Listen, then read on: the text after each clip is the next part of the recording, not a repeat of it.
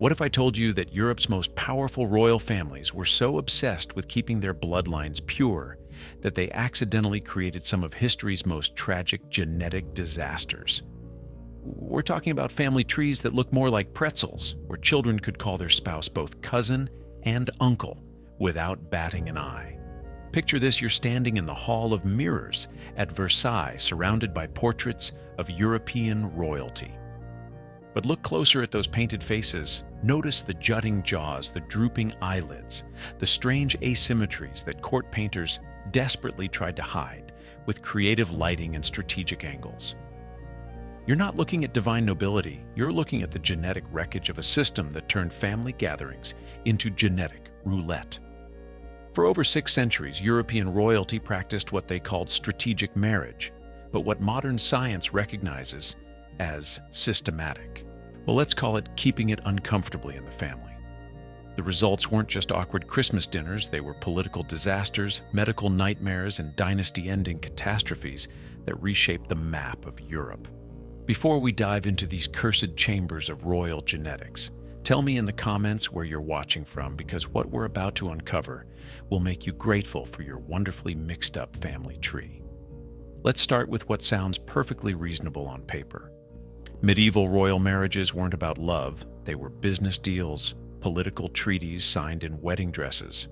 When you're running a kingdom, you want to make sure your wealth stays in the family, your borders stay secure, and your throne stays occupied by people who share your particular approach to governance.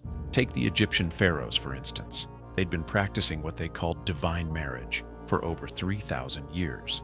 The logic was elegant: if pharaohs were living gods, then only other gods were worthy of marrying them. And who's more godlike than your own sibling Cleopatra? Yes, that Cleopatra married not one, but 2 of her younger brothers. The Ptolemaic dynasty had been doing this for 12 generations. And hey, they'd managed to keep control of Egypt for 3 centuries. So clearly the system was working. Right, European nobility took notes. Why share power with foreign families when you could just marry your cousin and keep everything nice and tidy? The Habsburgs became absolute masters of this approach. They had a family motto that roughly translated to, "Let others wage war, you happy Austria, marry." What they didn't mention was that marry increasingly meant marry someone who shares great-great-grandparents with you. The Portuguese royal family developed their own special twist on strategic inbreeding. Uncle-niece marriages became so standard that court genealogists probably needed therapy. King John VI married his niece Carlotta Joaquina, and their family tree started looking less like a tree and more like a family telephone pole. But hey, it kept the succession clear and the treasury full, so what could possibly go wrong? Now here's where things start getting a bit uncomfortable. As the practice continued, the ages of these strategic partners began creeping downward. Medieval families discovered that the younger the bride, the more completely she could be molded to serve her new family's interests. We're talking about political arrangements involving children who were still losing baby teeth. But let's not judge too harshly by modern standards, right? These families were operating in a brutal world where survival meant making alliances before your enemies could interfere. They saw early marriage arrangements as protecting their daughters by securing their futures in powerful households. From their perspective, leaving a young girl unmarried was leaving her vulnerable to less advantageous arrangements later. The preparation process for these young diplomatic representatives became increasingly thorough. Medieval families hired specialists to assess their daughters' suitability for various international placements. Health consultations were standard practice. Any responsible parent would want to ensure their child was physically capable of fulfilling her diplomatic responsibilities successfully. These consultations initially sound reasonable enough.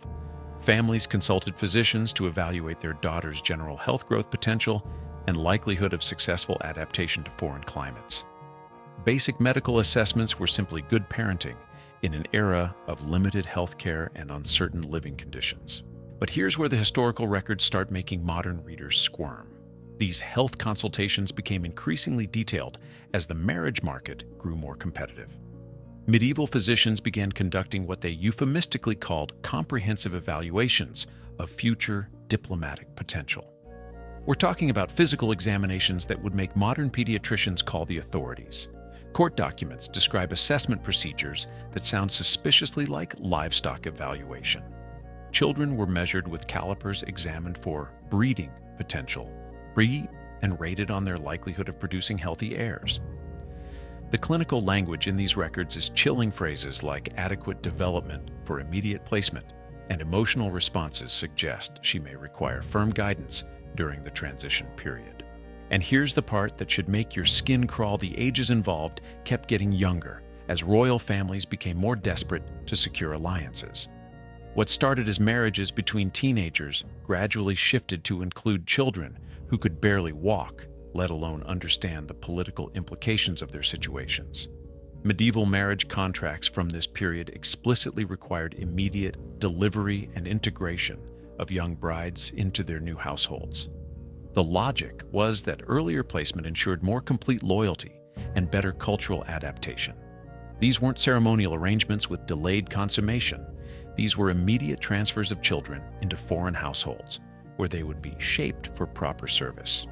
The systematic nature of this process becomes clear when you examine the training protocols. Young girls were subjected to linguistic isolation, separated from anyone who spoke their native language, to prevent emotional connections to their birth families. They were surrounded by handlers whose job was to monitor their behavior and report any signs of resistance to the transition process. But surely this was just about political alliances, right? Surely the reproductive aspects were delayed until these girls reached maturity. Unfortunately, the evidence suggests otherwise. Medical texts from the period document extensive case studies of treating young royal women for what they termed marriage injuries. We're talking about specialized medical knowledge developed specifically to address the inevitable physical consequences of, well, let's just say these weren't delayed arrangements. Now let me pause here and make sure we understand what we've uncovered so far. We have noble families conducting detailed physical examinations of children as young as 8, using measurement techniques typically reserved for livestock evaluation. We have marriage contracts that explicitly transfer these children to foreign households as possessions, to be shaped for proper service. We have systematic isolation protocols designed to break down their emotional connections to their birth families. And we have extensive documentation that this was considered not just normal but exemplary diplomatic practice throughout medieval Europe. This isn't starting to sound like strategic marriage diplomacy anymore. This is starting to sound like systematic trafficking with elaborate ceremonial justification. But here's the twist that makes it even more disturbing: the system didn't just harm individual children, it created the genetic bottlenecks that would eventually destroy entire royal dynasties. Because when you're systematically marrying within the same small group of families, for generation after generation, you're not just concentrating political power, you're concentrating genes. And some genes really don't like being concentrated. Welcome to the historical autopsy room, where we examine what actually happened when centuries of keeping it in the family finally came home to roost. We're about to dissect some of the most spectacular genetic disasters in human history. And trust me, the royal families involved spent enormous amounts of energy trying to keep these medical records buried. Let's start with the case that breaks the genetic disaster scale: Charles II of Spain, the final Habsburg king, whose DNA reads like a genetic horror story, written by someone with a very dark sense of humor. Born in 1661, Charles represented the mathematical endpoint of Habsburg genetic experimentation. His family tree was so compressed that geneticists needed advanced software to calculate his inbreeding coefficient, a number that came out higher than what you'd typically see in children born to full siblings. Charles couldn't chew his own food due to severe mandibular prognathism, the famous Habsburg jaw, taken to its logical extreme. His tongue was so large he drooled constantly and could barely speak intelligibly.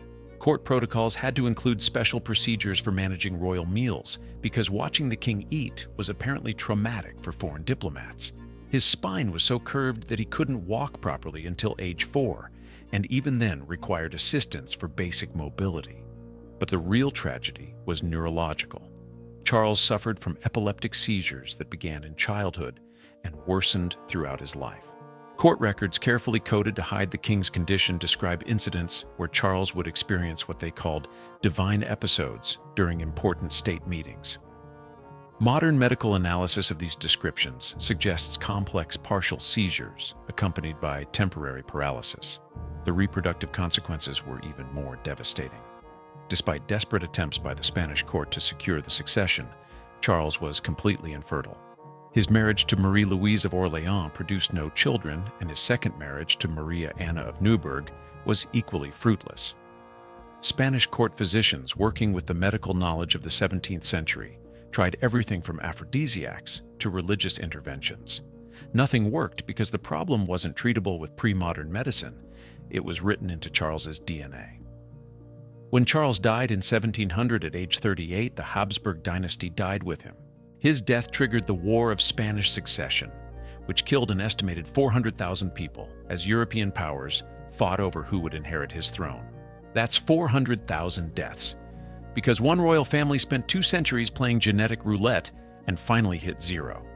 But Charles wasn't alone in paying the genetic price of royal inbreeding. Let's travel to ancient Egypt, where the Ptolemaic dynasty had elevated sibling marriage to an art form. For nearly 3 centuries, the Ptolemies systematically married brothers to sisters, creating genetic compression that makes the Habsburgs look genetically diverse by comparison. Cleopatra VII, the one everyone remembers for her relationships with Julius Caesar and Mark Antony, had fewer unique ancestors than most people have great-grandparents. Her parents were siblings, her grandparents were siblings, and this pattern extended backward through at least 8 generations. Modern genetic analysis suggests her inbreeding coefficient was approximately 6 times higher than what we see in first-cousin marriages. The physical toll was significant. Roman historians describe Cleopatra as intelligent and charismatic, but note that she relied heavily on cosmetics and elaborate clothing to enhance her appearance. Contemporary accounts suggest she suffered from chronic digestive problems, irregular menstrual cycles, and periods of severe depression that kept her secluded for weeks. Most tellingly, despite being one of the most politically active rulers in ancient history, Cleopatra produced only 4 children, total a remarkably low number for someone whose primary political strategy depended on producing heirs. Her son Caesarion died young under mysterious circumstances. Her twins with Mark Antony survived to adulthood but left few descendants, and her youngest son disappeared from historical records entirely. The Portuguese royal family provides another case study in genetic self-destruction, disguised as political strategy.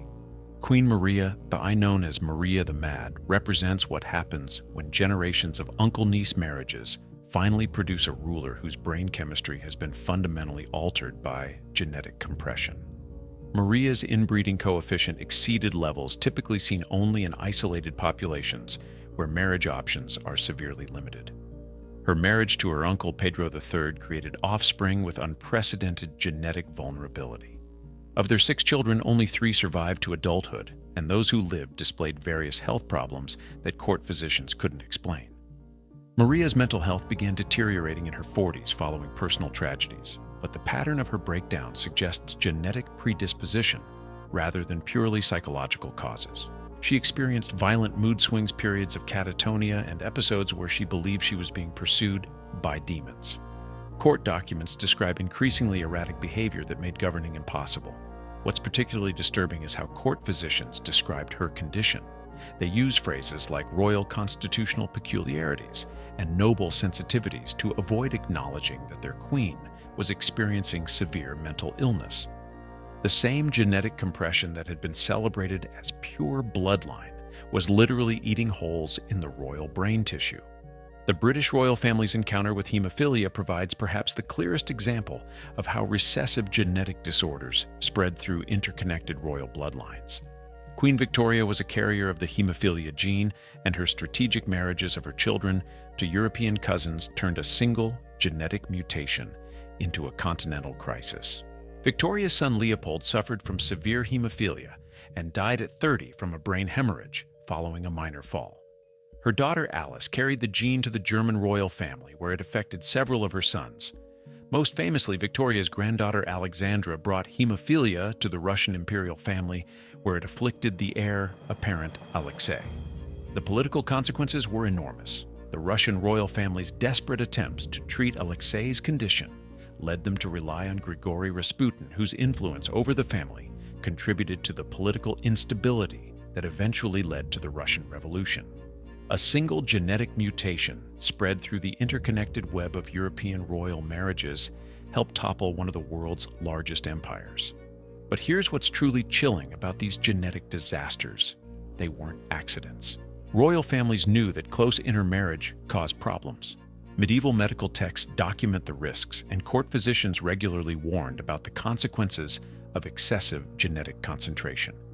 The families chose to continue these practices anyway because political considerations outweighed medical concerns. Habsburg court records include extensive discussions about the constitutional weaknesses affecting royal children, but these concerns were consistently overruled by strategic marriage requirements. Spanish diplomats in the 17th century explicitly acknowledged that continued Habsburg intermarriage would likely produce heirs with serious health problems, but they argued that maintaining political alliances was worth the risk. The human cost of these calculated genetic experiments extended far beyond individual royal suffering. When rulers experience genetic conditions that affect cognitive function, judgment, and decision-making capacity, entire populations suffer the consequences. Charles II's inability to produce heirs didn't just end the Spanish Habsburg line, it destabilized European politics for a generation. Perhaps most disturbing is recognizing how these genetic disasters were systematically hidden from public view. Royal families developed elaborate protocols for managing rulers whose genetic conditions made effective governance impossible. They created medical euphemisms, artistic conventions, and political structures specifically designed to conceal consequences of their reproductive choices. Court painters learned to minimize Habsburg facial deformities through strategic angles and lighting. Diplomatic protocols included procedures for managing royal seizures during state functions. Marriage negotiations involved complex medical evaluations designed to hide evidence of genetic disorders while assessing the reproductive potential of potential brides. The scale of institutional deception required to maintain these systems was enormous. Entire court bureaucracies were organized around concealing royal medical conditions from foreign powers who might exploit weakness. But the genetic reality was undeniable, and eventually mathematical inevitability caught up with political necessity. Here's where our story takes an unexpected turn because some royal women refused to accept that their bodies were just genetic laboratories for dynastic experimentation. When you systematically abuse someone for years while teaching them how power actually operates, you're essentially providing graduate-level education in political warfare to your future enemies. And some of these genetically damaged queens learned that lesson very, very well. Isabella of France spent years enduring systematic humiliation from her husband Edward II, who gave precedence to his male favorites over the queen in all court ceremonies. She was forced to watch Edward shower attention and gifts on his companions, while she sat ignored at state dinners, publicly demonstrating her worthlessness in the political hierarchy. But Isabella was learning something her tormentors never anticipated. The system only worked if women accepted their degradation passively. In 1326, Isabella did something unprecedented in medieval politics. She invaded England with her lover Roger Mortimer, captured her husband, and had him eliminated in Berkeley Castle, using a method that was deliberately symbolic. The execution involved, well, let's just say it was specifically designed to mock both his personal preferences and the systematic humiliation that had defined Isabella's own marriage. She had learned that if you want to break someone completely, you make their destruction a public spectacle. Isabella's revenge wasn't just personal, it was systematic destruction of the entire political structure that had created her suffering. She understood that the medieval marriage system only functioned if women played their assigned victim roles, so she refused to play. When her enemies finally succeeded in removing her from power, she had permanently changed English constitutional law by forcing nobles to articulate legal limits on royal authority. Eleanor of Aquitaine represents perhaps the ultimate evolution of royal female resistance. Married first to Louis VII of France, at 15, she endured years of being told she was too strong-willed and unfeminine for refusing to be broken by traditional intimidation tactics. Eleanor's revolutionary insight was understanding that the medieval marriage system only functioned if women remained in their assigned positions as political pawns. Eleanor decided to break the system instead. She deliberately sabotaged her first marriage by refusing to produce male heirs, conducting public affairs that humiliated Louis VII, and eventually securing an annulment by claiming consanguinity. Ironically, using the very genetic concentration laws that had created the inbreeding problem to escape an unwanted marriage. She then married Henry II of England and proceeded to outlive him, outlive most of her sons, and shape European politics for over 80 years. Eleanor's strategy was brilliant. When circumstances required submission, she submitted strategically while building power bases that would allow future resistance. When opportunities for open rebellion arose, she seized them ruthlessly. The most chilling example of royal female resistance comes from Juana of Castile, known as Juana la Loca, or Joan the Mad. Modern historians increasingly believe Joan wasn't mentally ill at all. She was conducting a calculated resistance campaign against a system that wanted to declare her insane in order to steal her inheritance and control her children. Joan's madness manifested only during political negotiations when her consent was required for major decisions. She would become hysterical when marriage contracts were presented, confused when asked to sign away territorial rights, and incapacitated when her husband attempted to assume control of her kingdom. Her mad behavior was so precisely timed to coincide with political pressure that it represents clear evidence of a brilliant woman using feigned insanity as a legal strategy. The pattern becomes clear when you examine the timing. Joan was perfectly functional when managing her household, raising her children, and conducting private correspondence. Her episodes only occurred when men attempted to use her reproductive capacity or royal status for their political advantage. She had learned that, in a world designed to destroy women, the only survival strategy was to appear too damaged to be useful. But perhaps the most sophisticated resistance came from queens who learned to weaponize their genetic damage as political strategy. Catherine de' Medici understood that her complex genetic heritage, descending from multiple inbred noble lines, had given her insights into political manipulation that her healthier rivals couldn't match. Catherine had grown up watching royal women survive systematic abuse by becoming more ruthless than their oppressors. She learned that mercy was a luxury women in power couldn't afford, and that the only way to ensure your children's survival was to eliminate potential threats before they could organize resistance. The St. Bartholomew's Day massacre, where thousands of Protestants were slaughtered on Catherine's orders, represents the logical endpoint of centuries of royal women learning that preemptive violence was the only reliable form of self-defense. Catherine's decision to orchestrate mass murder wasn't spontaneous cruelty, it was strategic application of lessons learned from generations of royal women who had been systematically traumatized by the marriage system. Elizabeth I of England represents perhaps the ultimate evolution of this tradition. The daughter of Anne Boleyn, who was executed when Elizabeth was 3 years old. Elizabeth grew up studying the fates of her female predecessors and understanding that marriage was fundamentally a death trap for powerful women. Elizabeth's famous declaration that she was married to England wasn't romantic rhetoric. It was calculated political strategy developed by a woman who had spent her entire life studying how marriage destroyed female rulers. By remaining unmarried, Elizabeth avoided the systematic subordination that marriage would have required while maintaining the diplomatic flexibility of potential future alliances. She had learned from her predecessors' experiences that power and marriage were fundamentally incompatible for women in her position. Every married queen she studied had either been murdered by her husband's enemies, died in childbirth, or been declared insane when her genetic heritage finally caught up with her political usefulness. These resistance strategies weren't just individual survival tactics, they were revolutionary approaches to monarchy that changed how political power operated in European society. The queens who survived the genetic disasters of royal inbreeding didn't just endure, they transformed their survival strategies into dynastic political wisdom that continues to influence how power operates in the modern world. But here's the twist that medieval men never anticipated. Systematic genetic damage sometimes created enhanced political intelligence rather than destroying it. When your survival depends on reading micro-expressions predicting human behavior and managing complex webs of secrecy and betrayal, you develop cognitive skills that give you enormous advantages in political manipulation.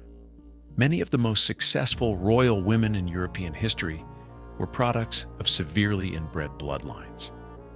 Their genetic heritage had forced them to develop survival strategies that made them far more politically sophisticated than their genetically healthier, but politically naive rivals. They learned to use their apparent weakness as camouflage while building power networks that could destroy anyone who threatened them. The irony is that the same genetic compression that was supposed to make royal women more controllable actually made some of them the most dangerous political operators in European history.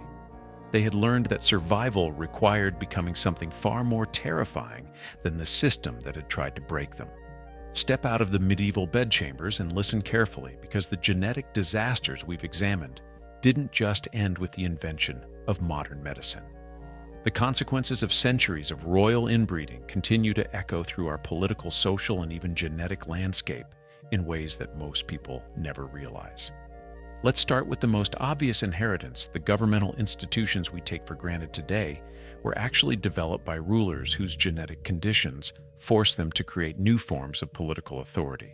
Professional bureaucracies based on merit rather than heredity. Think genetically damaged kings who couldn't rely on family loyalty because their families were too genetically compromised to be trusted with real power. Constitutional monarchies that limit royal authority. Those emerged directly from succession crises caused by infertile or mentally incapacitated rulers whose genetic conditions made absolute monarchy practically impossible.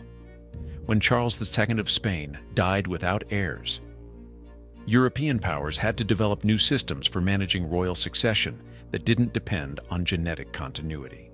The modern intelligence services that shape global politics, their foundational techniques were pioneered by royal courts that needed to monitor and manage rulers whose genetic conditions affected their judgment and decision-making capacity.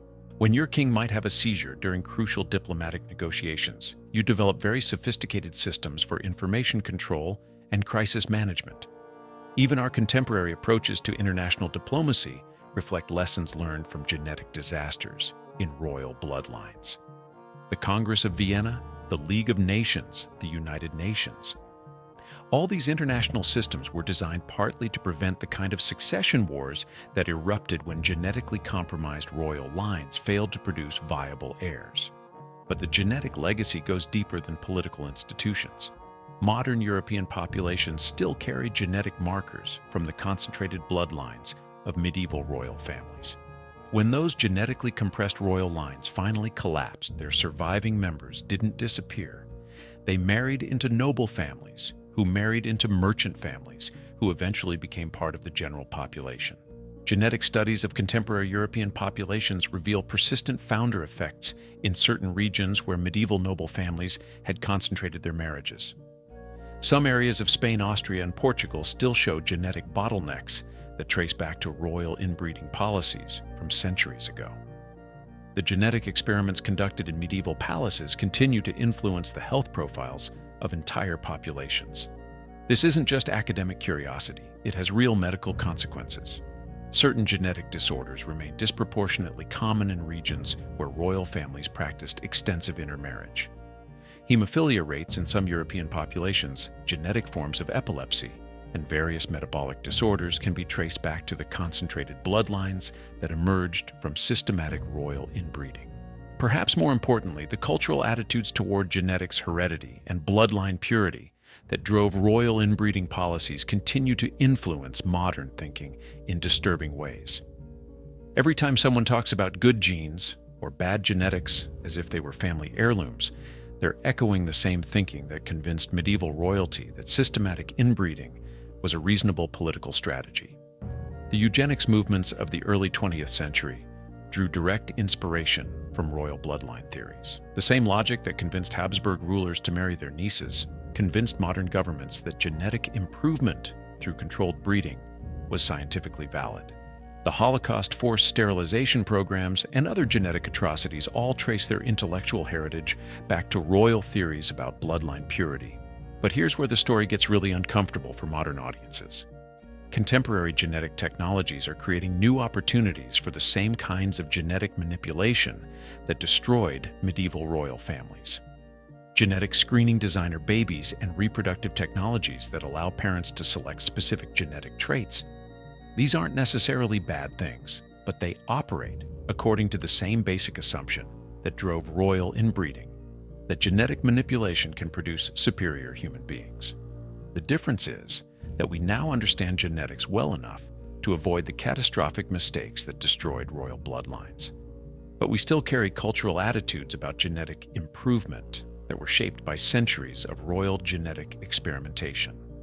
When modern parents use genetic screening to select for specific traits in their children, they're following intellectual traditions that were literally established in medieval bedchambers. Even more disturbing is recognizing how the institutional secrecy that protected royal genetic disasters continues to influence modern approaches to medical privacy and genetic information. The same logic that prevented Habsburg court physicians from honestly discussing Charles II's genetic conditions now influences how contemporary institutions handle genetic information about public figures. Modern political leaders' medical records remain classified for decades, partly because of precedents established by royal courts that needed to hide genetic disorders in their rulers. The institutional mechanisms for concealing inconvenient genetic information were perfected by medieval royal families, and they remain remarkably effective today. Consider how rarely we get honest information about the genetic health of contemporary political dynasties. The Kennedy family's history of early deaths and neurological problems. The Bush family's documented genetic predispositions. The genetic heritage of contemporary European royal families.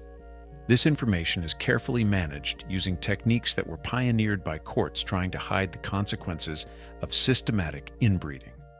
The most profound legacy may be in how royal genetic disasters pioneered our modern understanding of the relationship between individual genetics and collective political stability.